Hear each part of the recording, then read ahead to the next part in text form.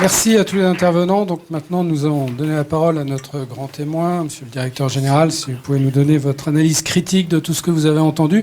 Et on fera ensuite réagir, évidemment, madame qui représente la conférence des DG de CHU. On va réagir à deux voix.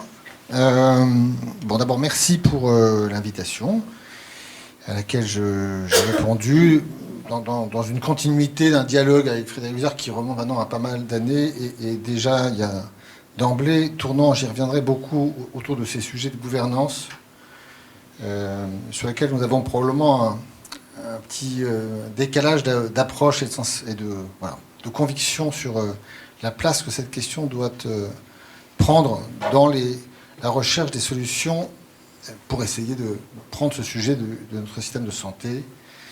Sujet, j'y reviendrai, évidemment majeur, très compliqué, sur lequel on tourne tous depuis longtemps, et le fait que votre institut existe, rassemble des patients, des professionnels, ville, hôpital, des différences de sensibilité, y compris entre vous, en fait, moi je le dis, un lieu précieux, et donc c'est pour ça que j'ai souhaité qu'on se rencontre avant et répondre à ces questions, parce que je pense que c'est très utile qu'on puisse se parler autour, encore une fois, d'un sujet sur lequel la solution n'est pas totalement simple.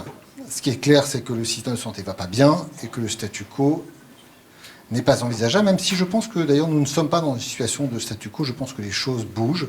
Bougent-elles suffisamment vite? On peut en discuter. Elles doivent même probablement avancer plus vite qu'elles ne le sont, mais voilà, on est dans un impératif d'action et de réflexion commune. Je crois en effet, je l'ai dit, que la manière dont la réflexion que vous portez met la place de la gouvernance comme étant à ce point central est pour moi un élément de doute. Voilà, quand on prend ce qui fait aujourd'hui la difficulté que nous traversons, c'est donner envie de devenir soignant. On a une crise démographique, on a une crise du bien-être dans ces conditions d'exercice, qu'on soit professionnel de santé en ville, médecin de ville, avec des conditions difficiles et compliquées.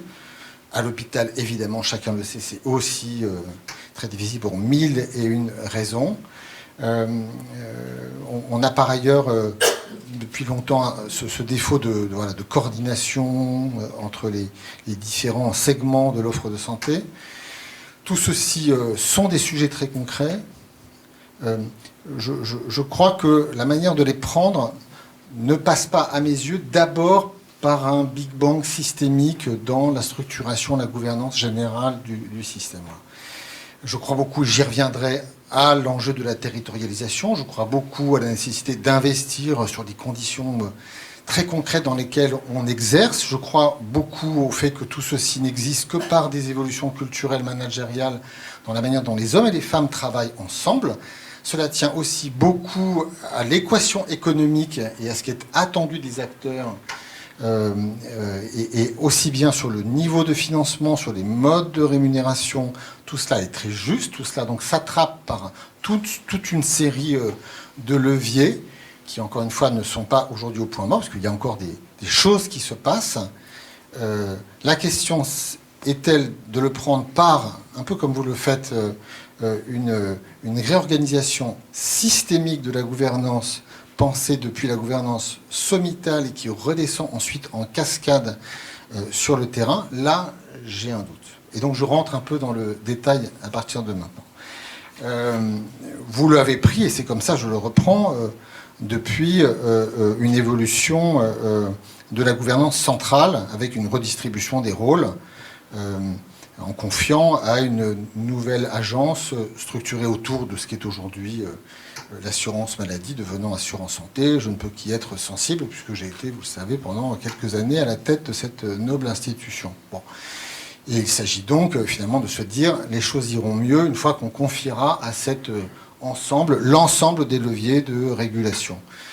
Et c'est à partir de cette caisse nationale que, ainsi, avec une régulation entre guillemets totalement unifiée, pourra redescendre vers les territoires une régulation mieux pensée, mieux unifiée, plus efficace. Il y a deux objections qui me viennent spontanément. Une première, qui est que nous sommes dans un vieux pays politique.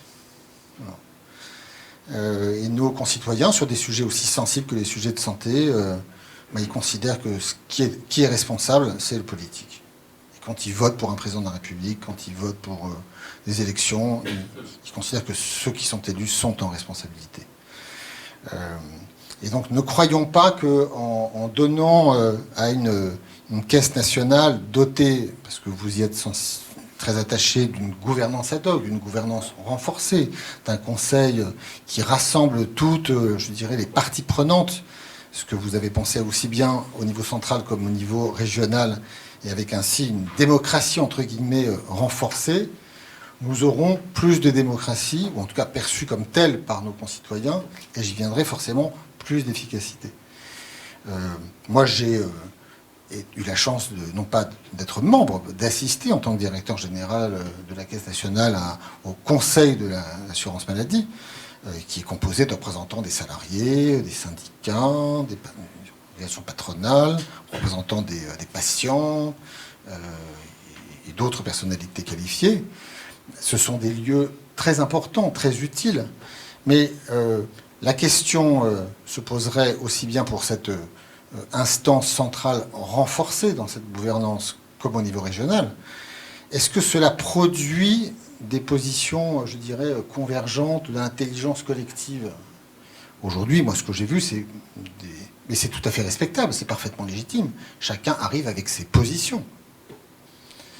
Chaque syndicat a sa position. D'ailleurs, elle est définie, non pas parce que ça n'est pas l'échange, ça n'est pas le frottement des positions qui tout d'un coup génère, c'est très souvent une position qui a été calée institutionnellement dans les instances dont on est le représentant. Il ne faut pas perdre de vue ça, parce que ça veut dire que mettre ensemble dans un conseil au niveau national, au niveau régional, des acteurs qui représentent des intérêts parfaitement légitimes et qu'il faut d'une manière ou d'une autre intégrer à la gouvernance, est-ce que cela permet à un moment donné de produire de la position commune, de la stratégie coordonnée, de la vision?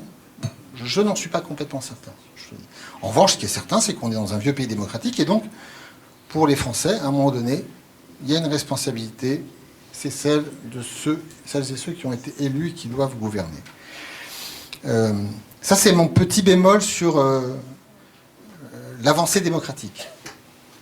Il y a aussi celui de l'efficacité. Moi, je vous le dis très nettement, on sent qu'il y a derrière cette évolution l'idée que ce sera plus efficace qu'aujourd'hui avec les agences régionales de santé. Et c'est la mode de taper sur les agences régionales de santé, considérant qu'elles sont forcément loin du terrain, déconnectées de tout, incapables d'eux. Vous savez, votre directeur régional de la caisse régionale, qui sera nommé par le super directeur central de la Caisse nationale, est-ce qu'il sera plus efficace, plus légitime, plus connecté qu'aujourd'hui un directeur d'ARS nommé en Conseil des ministres? Je ne sais pas. Je ne suis pas certain. Or, à la fin des fins, c'est le système ira mieux si à un moment donné on arrive à faire que ça se parle plus. Voilà. Donc voilà, le Big Bang des organisations, des changements de structure, des changements de gouvernance, moi je m'en méfie un tout petit peu. Je ne dis pas qu'à la fin, il ne faut pas prendre les sujets de gouvernance et d'organisation. Quand je suis arrivé à la PHP, c'est un échange que j'ai avec certains d'entre vous, la première chose qu'on m'a dite, l'organisation de la PHP ne va pas. Il faut prendre le sujet par une modification des structures internes. Bon. Et très clairement, ça m'a été dit avec beaucoup de conviction, et d'ailleurs avec des vrais arguments. On ne peut pas être trop long, donc on pourrait tout à fait discuter de la question de savoir la place des pôles par rapport aux services, et puis dans un gros machin comme la PHP, la place relative du siège. Ce que nous avons ici à la paix, c'est les 6 GHU, les DMU qui sont les pôles, les services. Bon, tout ça est vrai et nécessite du travail. Mais je reprends un peu le même fil. Moi, ma conviction, c'est que si on veut essayer de répondre à ce qui aujourd'hui est le cœur du problème, qui est les conditions d'exercice sur le terrain, la manière dont les hommes et les femmes travaillent ensemble, que ce soit dans les services à l'hôpital, que ce soit en ville. Je ne sais pas si le levier le plus efficace, le plus rapide, le plus pragmatique, c'est de passer par des grandes réorganisations. On voit bien les défauts de l'actuelle. Je voudrais être certain que la suivante n'aura pas d'autres défauts et sera véritablement en capacité de changer la donne. Je n'en suis pas certain. De même que de faire rentrer les collectivités locales, régionales, départementales, en leur donnant un bout de la responsabilité financière dans l'investissement. Et c'est certainement une attente de leur part pour beaucoup.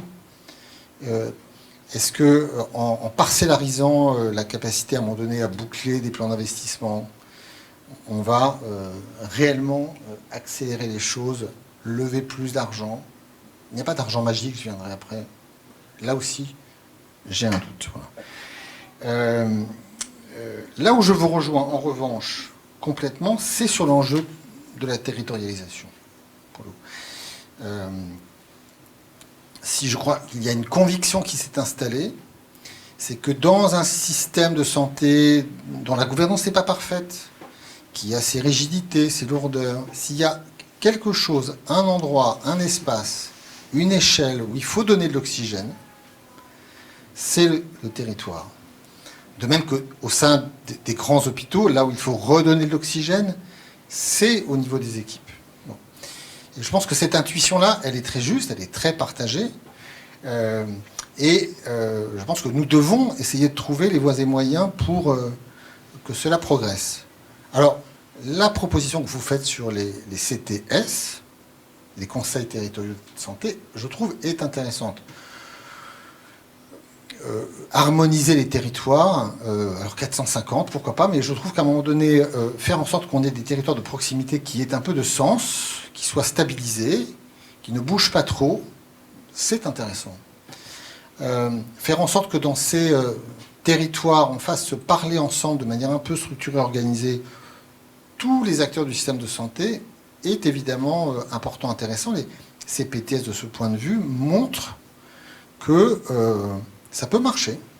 Voilà. Et les CPTS, moi, je considère qu'elles sont quelque part une préfiguration prometteuse de ce que nous pourrions construire plus et mieux autour de cette logique de territorialisation. Les CPTS se sont construites sur des territoires qui n'étaient pas forcément purs et parfaits. On était content quand tout d'un coup une CPTS pouvait émerger. Donc il y a là un embryon qu'on peut tout à fait à un moment donné passer à la bonne échelle territoriale et un embryon auquel on peut ensuite faire évoluer avec une gouvernance un peu plus large et des missions qu'il faut clarifier, parce que ça ne peut pas être qu'un club de parole. D'alignement stratégique, c'est là où votre proposition, je pense, telle que je l'ai comprise, mais vous me corrigerez, me paraît d'emblée peut-être un peu trop ambitieuse. Je pense que c'est important que tous ces acteurs puissent à un moment donné réfléchir aux enjeux de leur territoire, essayer de s'engager sur des objectifs et des projets communs. De là à en faire, je dirais, une maille de contractualisation générique dont je ne sais si vous avez prévu d'y redescendre tout ou partie des financements. Je pense qu'il faudrait y aller progressivement. Mais qu'en revanche, si nous devions investir financièrement, et je pense que nous le devons sur le système de santé, qu'une partie de ces investissements aille vers une capacité donnée à ces structures dans les territoires à disposer d'une capacité d'investissement financier, non pas forcément sur des murs, mais sur de l'exercice coordonné intelligent, ça c'est très juste. Voilà. Et donc je pense que c'est quelque part ces structures CTS, CPTS à la bonne maille. Je pense qu'elles seront demain efficaces parce qu'elles poursuivront des projets sur la base d'objectifs bien définis. Pas tous, il ne faut pas être trop holistique, sinon ça ne marchera pas. Et en leur donnant des budgets qui permettront à un moment donné d'orienter l'exercice professionnel sur les bons cadres de coordination. Je crois d'ailleurs, je fais une parenthèse, ça renvoie à la négo en cours avec les médecins. Moi, je le pense depuis le début, que je n'ai aucune difficulté à ce qu'on puisse dire il faut mettre plus d'argent sur l'exercice de la médecine de ville, mais pitié, pas par une revalorisation de surcroît très importante de la valeur des actes.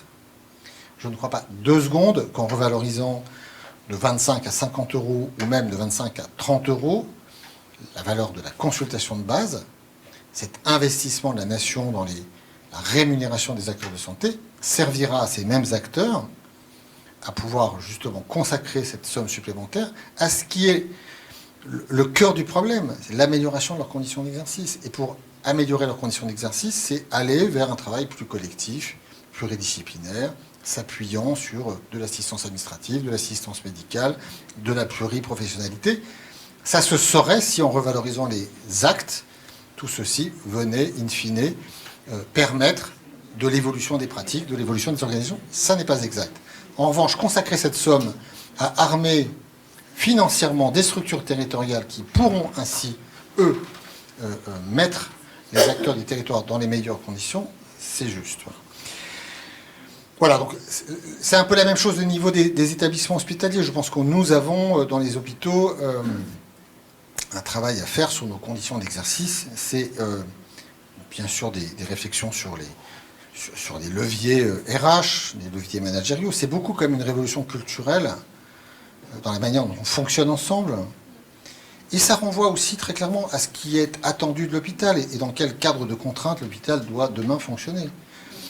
On en est là parce qu'effectivement, on a demandé aux hôpitaux un effort de productivité. C'est la nation qui a demandé ça aux hôpitaux. C'est les lois de financement de la sécurité sociale qui ont été votées. Donc si à un moment donné c'est dur dans les hôpitaux, c'est pas parce que vous avez des directeurs d'établissements qui aiment faire souffrir leur communauté hospitalière. C'est parce qu'on a simplement demandé aux structures de faire cet effort-là. Et probablement plus à l'hôpital public qu'à d'autres parties, d'autres acteurs du système de santé. Voilà. Donc je pense qu'on a plein de choses à modifier pour prendre cette question managériale, faire évoluer la manière de travailler ensemble au sein de nos structures, et évidemment de faire monter les médecins dans la gouvernance. Moi, j'y suis très favorable, qu'on ait des médecins qui dirigent des établissements de santé, des CHU, je trouvais ça très bien, entourés d'administratifs. De même que, par exemple, à l'AP, il se trouve que c'est un non-médecin qui dirige l'AP, mais enfin, j'ai comme directrice générale adjointe un médecin, et c'est en réalité au quotidien précieux. Voilà, donc travailler sur le compétences relatives des CME et des directions générales, tout ça est juste. Moi, j'ai pas de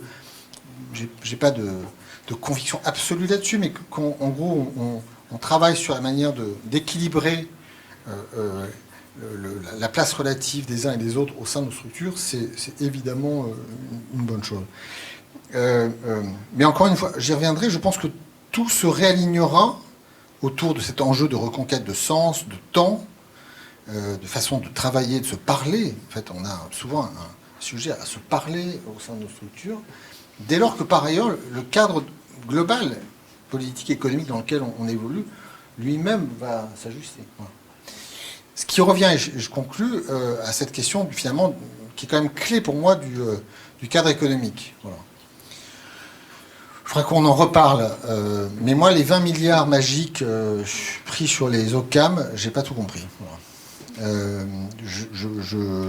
Je m'intéresse beaucoup depuis longtemps au fonctionnement des complémentaires, à ce que fait l'assurance maladie obligatoire, le poids des complémentaires, leurs frais de gestion, ce qui dans leur à peu près plus de 30 milliards de dépenses de remboursement représente à la fois ce qui est finalement la couverture du ticket modérateur, du forfait hospitalier, et ce qui est, je dirais, les garanties qui correspondent à des soins sur lesquels il n'y a pas de prise en charge et souvent pas de prix, entre guillemets, régulé, ce qui fait que l'assurance maladie n'est pas capable de le faire.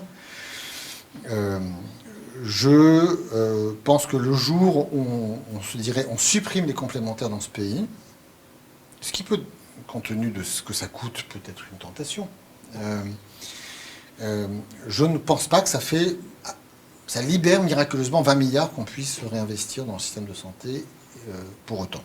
Voilà.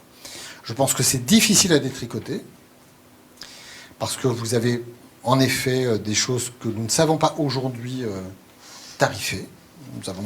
Je ne prends qu'un seul exemple. Nous avons un secteur 2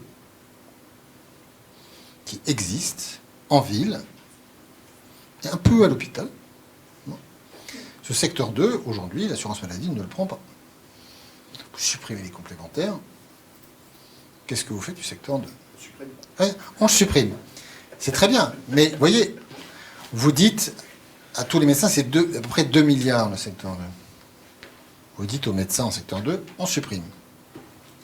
Donc perte de rémunération de 2 milliards pour les médecins secteur 2. Je ne sais pas si on supprime le secteur 2. Ça pourrait être très simple de supprimer le secteur 2. Les médecins sont malins, ils disent non, on ne supprime pas. Tout le monde remonte. On remonte à quel niveau d'ailleurs? Parce que les dépassements d'horaires, vous en avez tous les stades. Comment vous faites?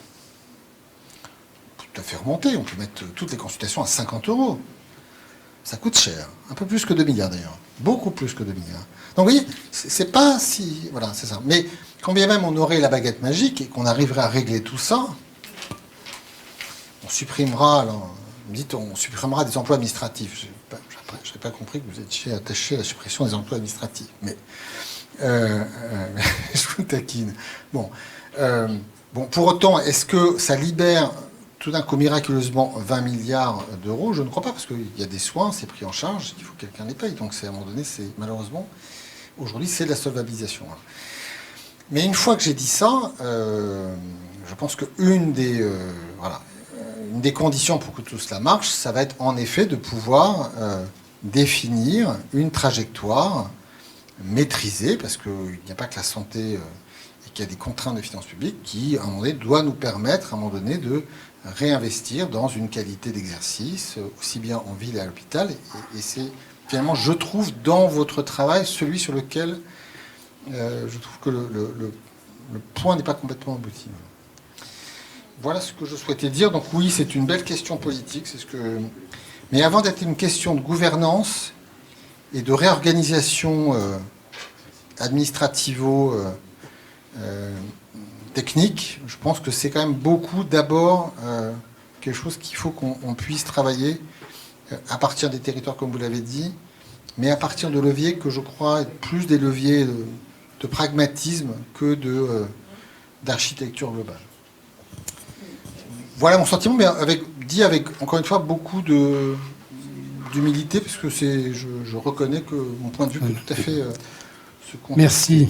Merci infiniment pour votre feedback. C'est tout à fait dans l'esprit de l'Institut Santé d'avoir un avis. On continuera avec plaisir des échanges avec vous. Je répondrai, parce que je ne vais pas monopoliser la parole à toutes les questions, mais quand on se reverra, on va laisser à la conférence des DG de CHU aussi le mot de la fin. On prendra 2 ou 3 questions et puis on arrêtera, on libérera tout le monde. Merci de votre invitation. Merci de ces regards croisés qui sont intéressants, que je ne connaissais pas pour ma part et que je trouve nourrir une approche et des questions intéressantes. Moi, j'ai pas de mot de la fin, j'ai quelques questions en fait. Frappée au coin de ce que je vis sur le terrain, de ce que mes collègues directeurs d'hôpital vivent sur le terrain, des questions qui sont peut-être plus immédiates, mais qui s'imposent à nous aujourd'hui dans notre réalité de travail. La première, c'est... j'entends, madame, vous dites il faut redonner du sens. Oui, bien tous d'accord, il faut redonner du sens. Ce que vit l'hôpital, en tout cas ce qu'on vit dans nos réalités, et en tant que coordonnateur des soins, vous le vivez également, je ne sais pas si on vit dans les CLCC, mais sans doute, c'est une évolution considérable du rapport au travail, du rapport à la contrainte, du rapport à la hiérarchie. On parlait tout à l'heure des hospitalo-U, la hiérarchie, elle n'est pas qu'hospitalo-universitaire. Dans un hôpital, il y a plein de niveaux et de mondes qui cohabitent. On voit bien que les professionnels aujourd'hui ont des aspirations très différentes. Pour certains qui passent par d'autres évolutions sur la contrainte, pour d'autres par l'argent. On est dans une course très difficile à gagner, presque ingagnable de toute façon, sur la demande médicale, salariale, à l'hôpital public en tout cas. Et donc, malheureusement, en tout cas à court terme, je ne sais pas si le sens qu'on travaille à donner tous les jours et tous les cadres, les chefs de service ou les médecins, qu'ils soient chefs de service ou pas, doivent contribuer à donner ce sens. Mais je ne suis pas certaine que la course immédiate qu'on a gagnée là, elles se suffisent de ces réponses intéressantes, systémiques, mais plus long terme. Ma deuxième question, c'est, et donc aujourd'hui, notre problématique, c'est l'AP notamment, des problèmes d'attractivité importants, c'est des taux d'absentéisme qui rendent impossible la lisibilité sur les plannings, la stabilité des choses, c'est des coûts d'intérim qui battent les records, c'est ça la réalité qu'on vit, c'est celle-ci. Mon autre question, c'est que, Nicolas Revel le disait, il n'y a pas d'argent magique.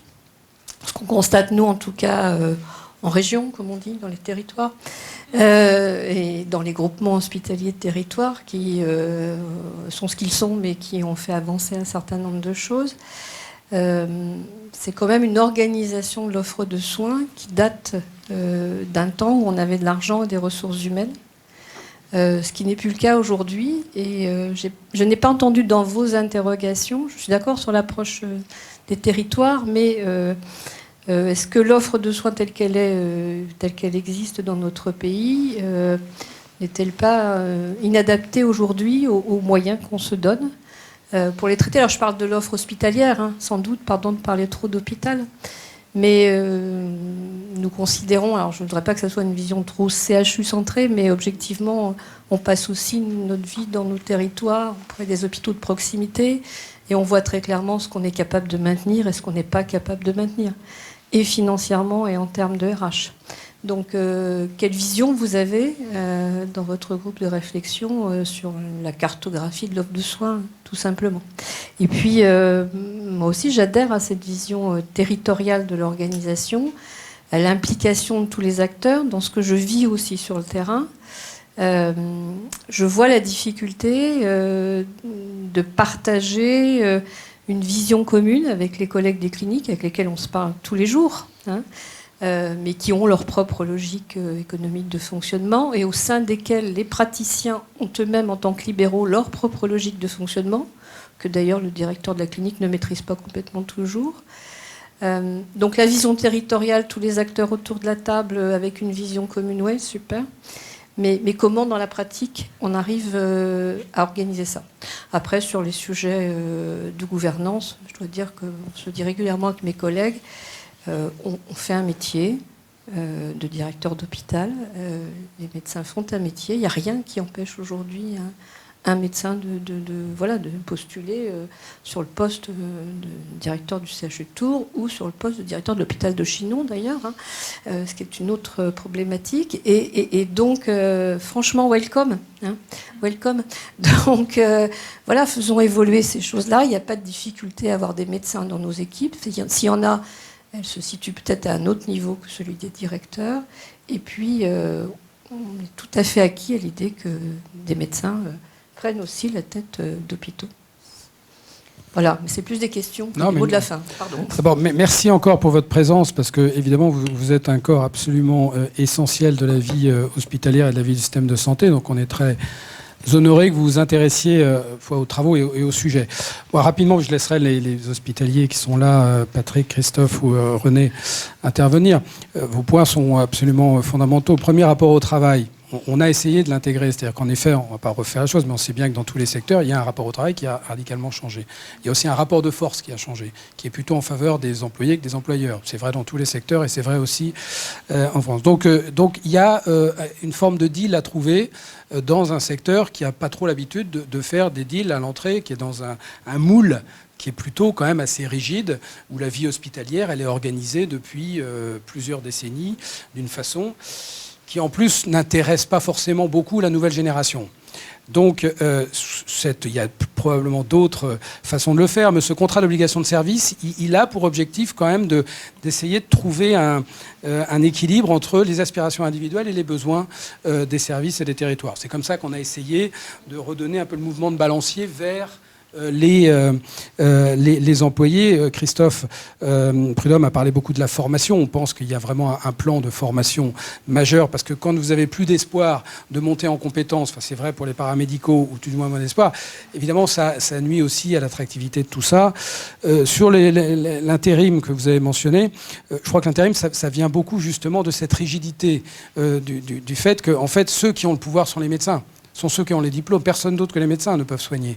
Et qu'à partir du moment où et c'est vrai en ville aussi, où vous mettez dans un système qui est vu comme ultra contraignant, les médecins prennent leur liberté. Alors après, ceux qui ont, vous avez parlé de chacun des aspirations et des envies, sont plus intéressés par l'argent que d'autres. Mais donc il y a une mercenarisation de la médecine à l'hôpital qui est en train d'arriver en ville aussi, parce qu'il y a probablement un manque de recherche d'accords win-win entre les deux.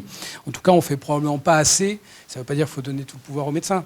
Mais on voit bien que dans cette organisation, le pouvoir médical et paramédical, il ne peut pas être considéré comme à la marge, il doit être vraiment au centre. C'est ce qu'on a en tout cas essayé. Vous avez parfaitement raison sur l'organisation. Alors, on a écrit un livre de 300 pages, donc on essaye d'être synthétique aussi là. Mais en effet, est-ce que les CHU tels qu'ils ont été pensés il y a 50 ans sont adaptés à la réponse aux besoins de santé, c'est-à-dire avec des hôpitaux cathédrales qui font tout dans un seul espace? Est-ce que tout ça est adapté? Probablement que non. Donc il y a une vraie réflexion qu'on a démarrée, on prétend certainement pas avoir réinventé les organes, mais il y a une réflexion sur les structures telles qu'elles doivent être demain, l'hôpital de demain dans la structure. On pense que l'hôpital généraliste qui fait tout est probablement pas l'hôpital adapté de demain, l'hôpital cathédral. Bon, donc tout doit évoluer ensemble sur la chose par rapport. Il me semble que c'est à peu près l'essentiel de ce que vous avez dit, mais peut-être oui, madame. Nous avons donc la chance d'avoir Madame Saxet, que tout le monde connaît, j'imagine. Vous avez été conseillère de... Vous avez été à peu près tout dans le système de santé, je crois. Voilà. Merci beaucoup, c'est très intéressant et c'est d'autant plus intéressant si je comprends que votre réflexion cherche à se nourrir d'autres convictions et pour construire des ambitions collectives. J'ai deux questions qui se rattachent à la conviction que le territoire ne sera pas tout.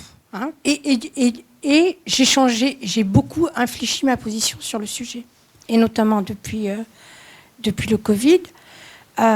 Et l'histoire des 450 bassins de vie dans lesquels il nous manque des échelons pour surveiller la continuité des soins, l'accès aux soins, organiser des allées vers, trouver un endroit où il y a des patients et des usagers qui peuvent parler des impacts sur leur vie quotidienne de ce qui leur arrive. J'en suis assez convaincue. Donc, mes deux questions, c'est... La première, comment vous imaginez que vous faites bouger conseil départemental, conseil régional?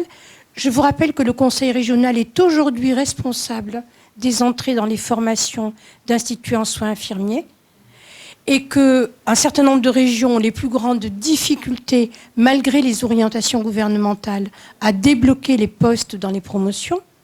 Donc, on n'y est pas arrivé, c'est compliqué, mais on va y arriver. Comment on fait pour y arriver? Le conseil départemental, je vous rappelle qu'il est responsable et copilote des établissements sociaux et médico-sociaux, et donc des EHPAD. Le conseil départemental est responsable des EHPAD. L'État n'est pas responsable des EHPAD. Il est copilote avec les agences régionales de santé.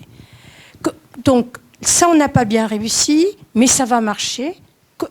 Comment ça va bouger? Pourquoi ça va bouger? Et l'autre question, mais c'est un peu dans le même genre, avez-vous introduit dans votre réflexion sur le maillage territorial des notions de volume-qualité, dont on sait qu'elles sont très importantes dans les résultats du soin, en cancérologie, en chirurgie, et ça veut dire que une activité de soins, c'est pas comme une classe de CP qui peut se reproduire à tous les coins du territoire avec un instituteur qui a un diplôme national. Donc, c'est pas une question facile parce que c'est pas politiquement correct de dire au nom du volume qualité, il n'y a pas de proximité. Ça ne marche pas. Ça veut dire qu'il faut réfléchir à des organisations qu'on connaît pas bien aujourd'hui entre proximité et recours. Et donc, je voulais savoir si ça, c'était un truc qui vous intéressait. Merci pour vos questions. D'abord, merci parce que c'est vraiment le sens de ces réunions, c'est qu'on présente, mais on s'inspire. Hein, on a comme une éponge, on prend, parce qu'on a bien conscience qu'il y a encore beaucoup de travail à faire. Essayez déjà de tracer. Le premier, je n'ai pas vraiment la réponse. On a travaillé beaucoup avec des régions, avec des départements, on a essayé de travailler avec tous les publics. Ce qu'on voit quand même, c'est qu'aujourd'hui, on va dans ce sens, mais timidement, puisqu'on a fait évoluer la gestion de la démographie médicale, puisqu'en fait, il y a un peu un tour de chauffe avant dans les régions où on demande un peu quels sont les besoins. L'idée, c'est de partir des besoins. Donc on voit bien que l'État a beaucoup de mal à véritablement considérer, à réussir à partir de ses besoins. Donc l'État demande l'avis et les besoins, l'état des besoins aux régions aujourd'hui. Il a confié la gestion de la démographie paramédicale aux régions. On n'a pas trouvé d'éléments, et en interrogeant des présidents de région, qui empêchent aujourd'hui ce transfert, mais toujours par une délégation. Nous avons, et c'est l'autre vision régionaliste, certains veulent véritablement avoir une approche régionaliste, un petit peu comme en Espagne, et sont d'ailleurs pas loin des lieux de pouvoir pour ça. Nous n'y croyons pas, pour notamment le fait que notre pays est un vieux pays politique, et que nous ne croyons pas que nous allons demain aller vers une organisation politique régionale. Quand on voit comment on a redécoupé les régions, on peut se prendre une table, donc les régions sont importantes, mais enfin pas tant que ça. Donc nous pensons que c'est l'État qui doit être toujours le maître d'œuvre de la chose. En revanche, cet État, il doit déléguer à des opérateurs, souvent plus locaux lorsque c'est nécessaire, ou qui sont plus à même que lui de faire ces tâches-là, ou qui empêchent d'être jugés partis. Parce que, et en effet, nous en discutons de temps en temps, mais quand il y a un système qui dysfonctionne tant que ça, là c'est un peu l'économiste qui parle, il faut quand même regarder à la gouvernance. Je veux dire, quand il y a un système qui marche aussi mal que notre système de santé, il ne peut pas avoir une gouvernance très performante. Il n'y a aucune entreprise, aucun système social, aucun département qui fonctionne remarquablement bien ou remarquablement mal avec une bonne gouvernance. Bon, juste, je ferme la parenthèse. Donc, ces régions-là, après, techniquement, nous, on pense que c'est à l'État de fixer les règles du jeu, mais de faire appliquer son plan de gestion démographique. Donc, c'est l'État qui décide de comment est-ce qu'on fait un numerus aportus et tout le machin. Ça, c'est très important. Hein. C'est pour ça que nous, on est pour renforcer l'État dans cette définition des règles du jeu, dans cette définition de la vision. Parce que l'État fait beaucoup, et il a du mal, et il ne fait pas très bien sur des sujets qui seraient peut-être mieux faits par d'autres, et il a moins de ressources sur ce que personne d'autre ne peut faire que lui, parce qu'en effet, il est piloté par des gens élus, qui sont la définition des objectifs, de la stratégie, des budgets, et une vitalité politique par rapport à ça. Sur les conseils départementaux, les départements sont très preneurs de ça. Je l'ai dit un petit peu rapidement, c'est très compliqué. Vous l'avez dit vous-même qui avez été au cœur du pouvoir. C'est en effet ultra compliqué. L'idée, c'est un peu de simplifier et de clarifier. Le médico-social est le parfait exemple du mélange des genres actuel, qui fait que, en fait, quand vous interrogez le département et les ARS, quand il y a un problème dans un EHPAD, en tout cas, on a du mal à savoir exactement qui fait quoi. Donc, nous, on pense que les ARSP, les agences régionales de santé publique, elles ne font pas que de la santé publique. Elles sont véritablement l'appui de l'État sur les territoires ou pour les départements, pour d'abord réguler et contrôler, que les règles du jeu soient appliquées, mais aussi pour apporter tous les moyens que la puissance publique doit apporter en matière d'évaluation des besoins, d'évaluation des performances et de choses. Le département, on le voit comme un opérateur qui a une délégation. Vous prenez la santé scolaire, ce n'est pas le département qui va piloter, mais il s'assure que la politique fixée par l'État soit bien menée à l'échelle départementale. Certains étaient pour une approche beaucoup plus communale, mais quand on descend à l'échelle de la commune, c'est encore beaucoup plus compliqué. Mais par exemple, l'association France Urbaine défend l'idée que les grandes agglomérations doivent avoir la responsabilité de ces approches sociales de santé scolaire et d'autres. Bon, c'est peut-être une autre approche, hein, mais on n'a pas été convaincus de par ça. Votre troisième question, c'était... La relation volume-qualité. Oui, voilà, petit nombre d'actes, oui. Pas beaucoup d'expérience et mauvais résultats. Alors ça, c'est typiquement l'intervention, je vais te laisser la parole, parce que... Alors d'abord, la définition des territoires, on a travaillé sur plusieurs critères d'accès aux soins, justement de ça. Bon, il y a encore un travail supplémentaire à faire avec des géographes et autres, donc on est arrivé, il faut une taille suffisamment critique pour avoir accès à toutes les prestations de santé dans un territoire. Sur le fait, il y a en effet une recherche, et c'est exactement le point que disait Olivier, pour s'assurer de la pertinence, de la réalisation des actes dans les soins primaires. Mais peut-être qu'Olivier, tu veux préciser... Enfin, je suis pas sûr que ce soit la réponse que vous attendiez. Parce que, j'imagine que votre question, elle était plutôt relative notamment au recours, c'est-à-dire aux opérations chirurgicales ou ces éléments-là. Et là-dessus, je n'ai pas d'expertise particulière et je pense que c'est peut-être plus... Ça veut dire que c'est un sujet important. Bien sûr. C'est pas ça. Bien sûr. Oui, moi je voudrais donc André Lestienne, ex-directeur général du CNEH. Je voudrais constater que le rapport est effectivement de très grande qualité. Je pense qu'il y a quelques interstices auxquels il serait peut-être bon de réfléchir. Le premier, c'est que nous sommes en France rentrés un peu, c'est ce que disait Monsieur Revel, nous sommes rentrés dans une étrange illusion, c'est de considérer qu'à chaque fois qu'il y a un problème, il faille créer une structure pour pouvoir le résoudre. Et quand on crée la structure, on s'aperçoit bien entendu qu'elle n'est pas toujours performante. Argument supplémentaire pour en créer une nouvelle, pour suppléer les défaillances de la première. Et là, dans le milieu hospitalier, on en a un bon exemple. Alors je crois qu'effectivement, le milieu hospitalier a souffert de cette bureaucratie excessive qui ne tient pas simplement à la création de structures, qui également à l'émission de procédures sans fin, que ce soit des procédures budgétaires, des procédures qualité, etc. Je rappellerai simplement, on avait fait, dans le cadre d'un mémoire d'un étudiant, on avait fait une étude entre le système allemand et le système français. En France, dans les 20 dernières, pas les 20 dernières années, parce que ça date depuis un certain nombre mais sur une période de 20 ans, il a fallu 4 fois plus de lois hospitalières pour transformer l'hôpital qu'il en a fallu en Allemagne. L'Allemagne avait, à l'époque, sorti la loi sur la nouvelle création d'un système de rémunération qui s'apparente au PMSI. Alors, pour peut-être rassurer peut-être M. Revel, effectivement, je suis assez d'accord avec vous sur...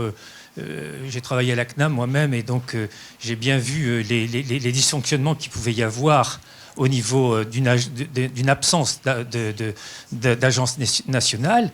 Mais en Allemagne, dans les Länder, il y a un ministre de la Santé qui a tous les pouvoirs, mais qui n'a pas simplement que les pouvoirs. Il a aussi des ressources financières que n'ont pas aujourd'hui les ARS. Les ARS ont des budgets qui sont ciblés sur un certain nombre d'objectifs et au niveau des structures. Donc dans votre réflexion, je pense qu'il faut effectivement envisager qu'au niveau régional, bien entendu, c'est important que le pouvoir passe sur le politique. C'est tout à fait essentiel même, parce que, comme vous dites, ça permet d'éclairer les territoires avec un regard politique.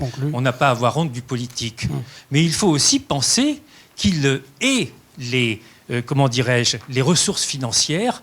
Et pour terminer, sur un exemple justement qui me vient quand j'étais à la CNAM, et lorsqu'on avait demandé c'était Gérard Ramex qui était directeur général, et pendant la préparation donc des ordonnances Juppé, quand il avait demandé, il y avait eu une enquête pour savoir à travers si les conseils régionaux étaient intéressés pour récupérer la santé, la plupart d'entre eux avaient dit non.